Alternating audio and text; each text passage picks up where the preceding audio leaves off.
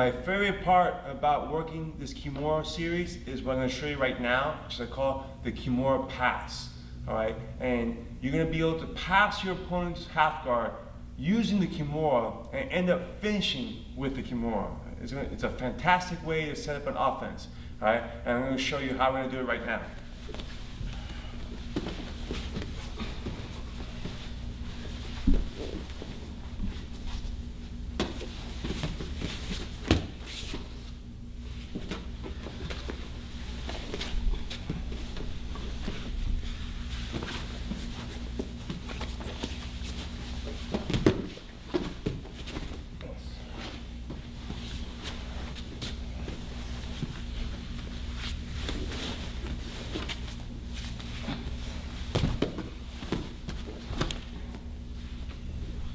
Let's go ahead and break it down.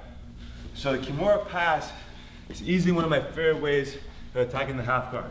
So what's going to happen, I set up my Kimura just like I did before. All right, so I come in, boom, boom, everything the same. Now at this point, I threatened to submit him with a Kimura, all right, coming here, but he was defending. Maybe he was grabbing his shorts or whatnot, so he gave you a hard time. All I'm going to do now, all right, is that I want to get a 2-in-1 pin here, right, and control the wrist right here. If his arm's very straight, go ahead, grab a little higher, Jason. It might be hard to get this grip here. So this hand that was holding the Kimura is going to push downwards, bringing his wrist to his armpit, all right? And as I do that, it's going to make it easier now where I can control here. And once I got this control, I just keep this very tight. Now, all right, for MMA purposes, this is a good striking position. I can throw elbows to the rib cage. I can throw hooks to the body, all right? So now you're giving him something else to worry about. You can hit, all legal shots in MMA, all right? But in grappling, we need to do a little more, all right? So to set up our Kimura pass, now that I have his arms isolated, you see this arm is pinned, his other arm back here is totally useless. I'm gonna attack this leg. What I'm gonna do, I'm gonna make my underhook, all right? Now I'm gonna punch up, and at the same time, my leg is gonna kick back. All right, so I'll give you another angle so you can see this. Okay. So right here, boom, pop, okay? And again, with everything that you're doing with grips, you want to explode, all right? Explosive motion pops the grip, all right? So when I come in here, boom, you pop it out, all right? And as soon as it pops, I'm gonna bring this knee up and then over, all right? That footwork's important so that you avoid him trying to recapture his half guard as you're passing. Once I'm out, I've passed, this Kimura now is waiting for me. I'll just come back to it, and now I'll finish my Kimura as I traditionally do from the side mount. I'll step over, pull him through, boom, and look for the finish.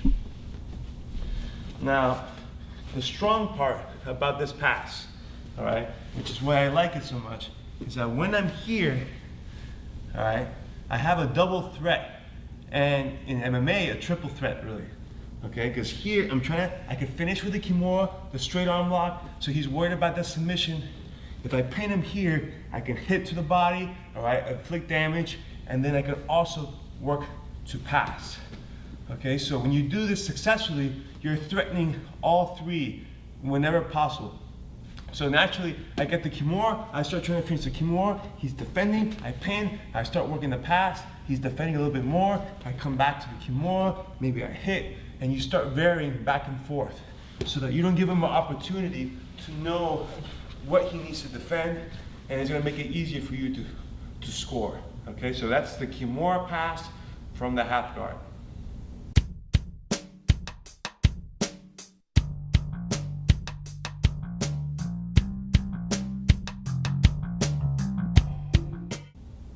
Some common mistakes people make from the Kimura pass.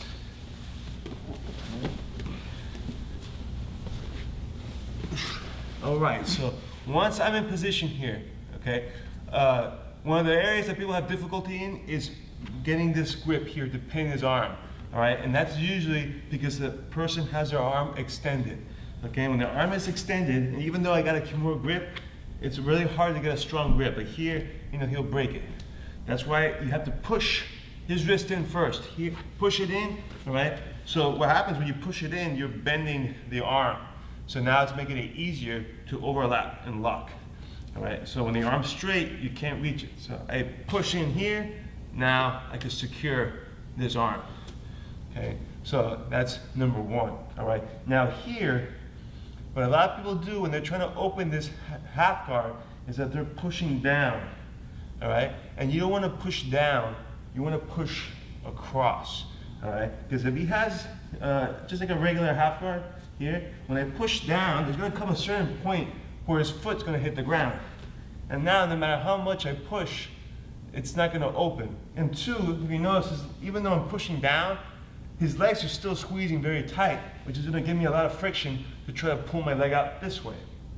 All right? What I want to do is I want to push out to the side, okay? So that I'm creating space so that I can pull my leg out.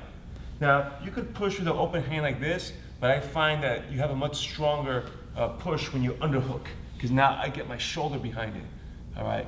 And let's rotate here.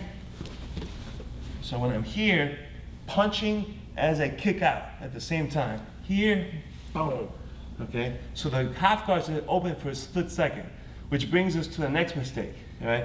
I see people, they just come in like this, and you can see he could follow me very easily, all right? If you're particularly with someone who's very flexible, if he sticks his leg out, go ahead, like straight out, if I just come here with a straight leg, he'll be able to capture his half guard every time, all right? So when I bring my leg, once I get space, I bring my knee straight up, okay? And then I come over, and you can see he's not able to follow me there, all right? And that's why we do that footwork in particular, all right? So once we open, up, and then over, real high. You don't have to worry about getting flipped over because I got the Kimura. If he starts trying to turn into me right now, he won't. He'll be Kimuring himself, all right? So it's not gonna happen, all right? And then finally, once I pass, you know, I just step over, come on top, pull him to the side, and attack with a Kimura. Those were some of the mistakes that people make when doing the Kimura pass.